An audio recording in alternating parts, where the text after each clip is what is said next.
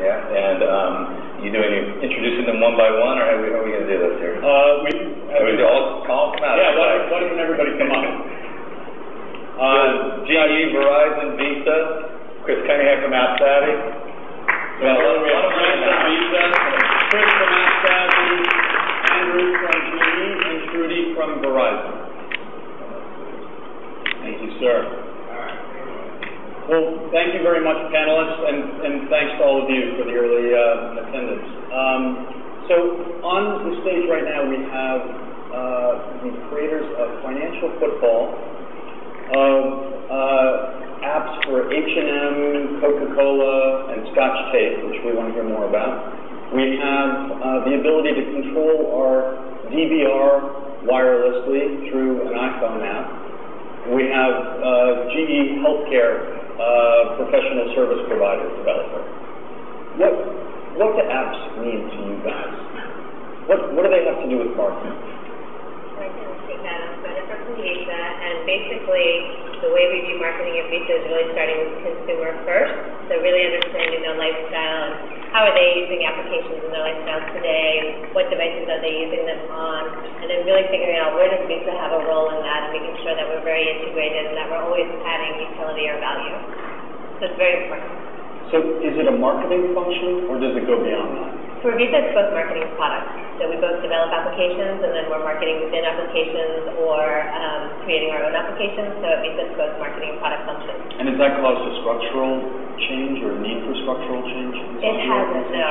So it's collaborative. It is collaborative, yeah. Chris, what's your perspective? You work with a lot of major clients that are all diving headlong into this bridging world. Right. Our perspective is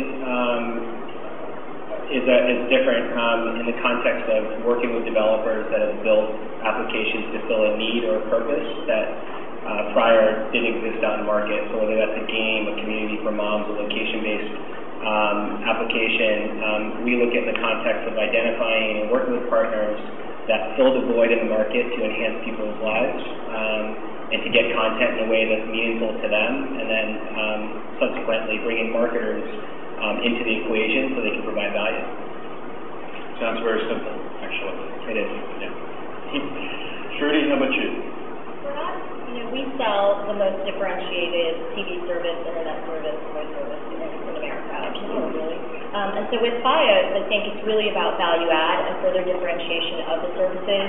And apps enable us to do a few things. One is it really enables us to extend the Fios experience outside the home. So with mobile remote DVR capabilities, or the ability, what's coming soon, is really to take your Fios experience anywhere, anytime, access your on-demand content on the go, and even applications in the TV experience through our widget gallery, which enables you to, with one click, access information. So for us, there's so many different ways that we leverage apps, but it's really about giving our consumers more value add within this highly differentiated service. And in your organization, is it marketing, is it product development? I'm interested in what Jen was saying before. Yeah, it's definitely our product development team and our marketing teams work very closely together. It is product marketing focus within the organization, but of course, it's important for us to stay synchronized so that we can best explain to consumers and prospects why this makes the service so much better than anything else out there. Yeah. Andy, so previous to GE, you did amazing things at Kraft. What's been your experience in going from a CPG company to more of a diversified conglomerate? Yeah, the difference is really you go from consumer marketing to B2B marketing, and that seems like a very kind of blunt kind of statement, in terms of its specificity. But I think where we find similarity is that it's a lot about utility. And at Kraft, there was a recipe finder. With GE, we're doing a lot with apps that most people will never see because they're defined for specific audiences. If you think about healthcare, Forrester released a number that was something like 80% of doctors carry an iPhone. Well, for our healthcare business, that's pretty significant. So for GE, it's really about finding specific audiences, understanding what their needs are, and whether or not apps are the right way to go. And certainly we are making investments in that area. So is it automated self-service in your model? I mean, is it more just wondering, how does marketing retain dominion if it sounds like it's migrating more into business process? And it's both. On our corporate side, for some of our corporate campaigns, we have an app called Morsel, which has done fairly well in terms of downloads and participation for our Healthy Imagination campaign. Okay, so that's a B2C kind of example. From the business-specific side, it does vary. Some of it is driven by marketing, and now a lot of it we're starting to see driven by product and by the sales side. The data, we have access to a tremendous amount of data, and if you can take that data and put it into a usable form for your customers, you're able to provide an incredible amount of utility for them in real-time, mobile way. And, we think about some of the businesses that we're in, healthcare, energy, and transportation. There's a lot of power. How should we measure success?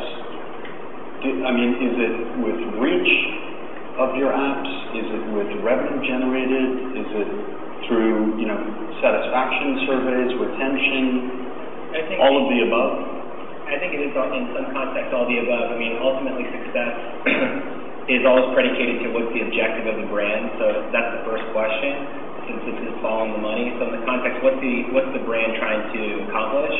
And our perspective is that the most important thing to look at is what people are doing within applications. Applications could be farm bill. It could be a pick size. It could be a deal offer, or it could be a location-based app. But the first objective is, what are people doing? That's the social activity.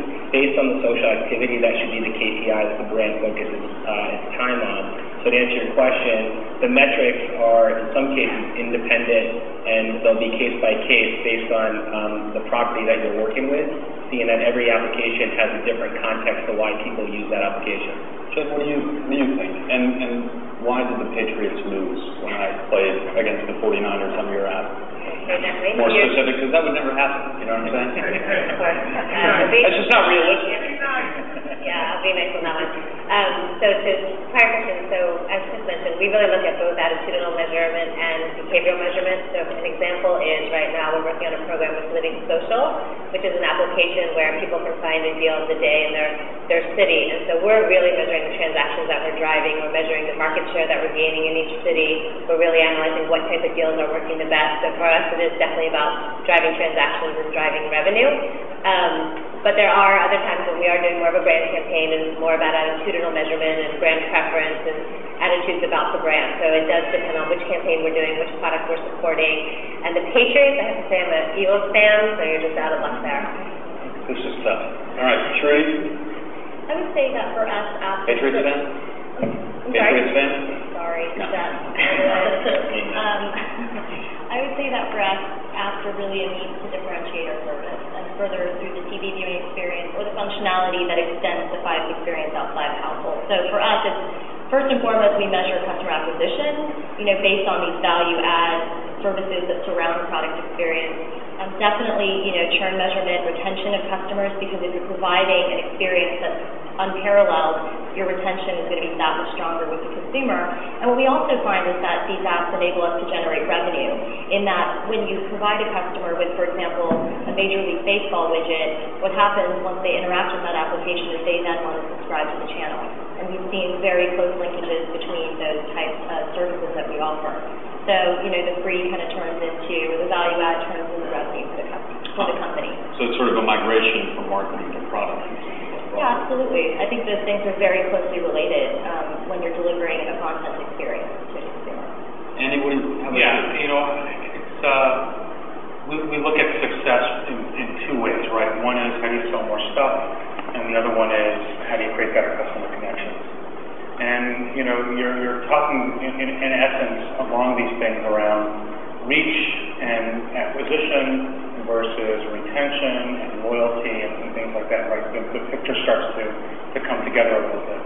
And for us, we're probably not going to sell a jet engine via an app, but we can create loyalty via an app. That would be very impressive. It would be very impressive, right? But there are a lot of companies, and I've sat on a few judging panels lately and been listening to some anecdotal stories. There are a lot of companies that are absolutely measuring success in the auto industry and in the travel industry around getting new customers in or retaining loyalty amongst old customers.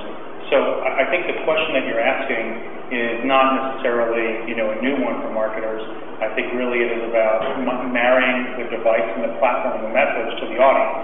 And in our particular case, most of that will likely be around bundling apps or selling apps as part of a service or software service to some of our customers. Who should be doing this for you? Should this be internal to the client? Should it be your ad agency? Should it be an app developer? Should it be... Who should be doing this? Who is doing it and who should? In terms of development? Yeah. Well, I would say even from strategy through development. Yeah, it should be anyone who has a need, right? I don't think there's a limitation to it at all. Who should be doing digital marketing? Who should be doing trade shows? Who should be doing mobile marketing? So I think it's really marrying a platform to a specific need and whether or not that audience has that need. So in that particular case, for us, it could be marketing, it could be sales, it could be product development, it could be any number of different folks that are in need of a specific app that can help at that point in time. But do you see it as an operational function over time, a sort of app development competency? Is that something that should be internal to the client? Should it be external to partners? I'm guessing you have an answer for this question. So Chris might have an answer. But Chris has been shut out of a lot of conversations. He really has. Chris was on, was it Squawk Box? No, it was Power Lunch. It was on Power Lunch. Do you want to No, because play your video? I got crowd, and now nobody's interested in anything. Yeah. So we're not going to let Chris start now.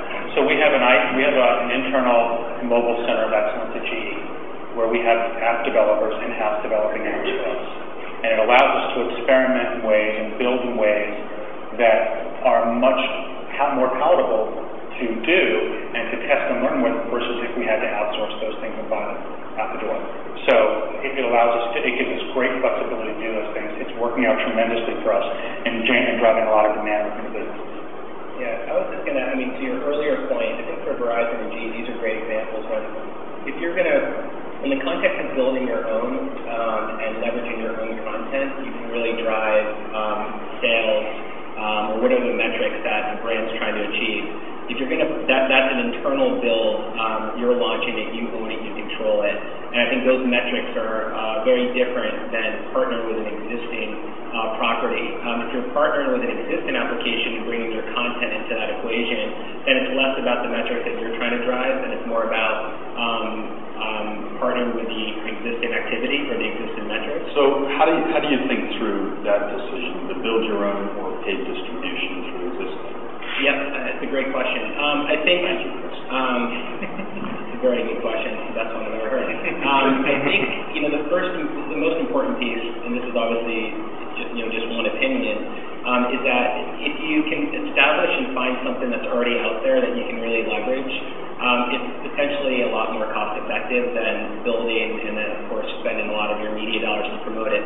However, if it doesn't exist and there isn't a very strategic fit, then I think building your own, and as long as there's a very long-term strategic, there's strategic people behind it, understanding that this is not a 30-day commitment, it's a 6-month or 12-month commitment, which I'm sure these two are doing, then you should build it and you have great content, you can support it. But for most cases, I think GE and Verizon are very different companies than a small nonprofit or mom and pop shop. They read an Adweek or New York Times article, they say they want to build something, 99% of those will fail.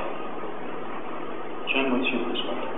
So very similar to what Chris said, but we have a core competency around payments and financial. We can develop the content, we have the content, we're the experts in that, so we'll develop things like financial football and practical money skills and those types of applications where our core competency is, where we see consumer trends happening around sort of with the recession of the economy and folks searching for deals and the takeoff of all these sites. We realize there's already players out there that are doing this really effective, really well, have the sales team set up, why don't we just capitalize with what they're doing, and again, we're driving transactions, so let's make sure we're the preferred payment brand on applications that are already doing a phenomenal job. So in that case, the ROI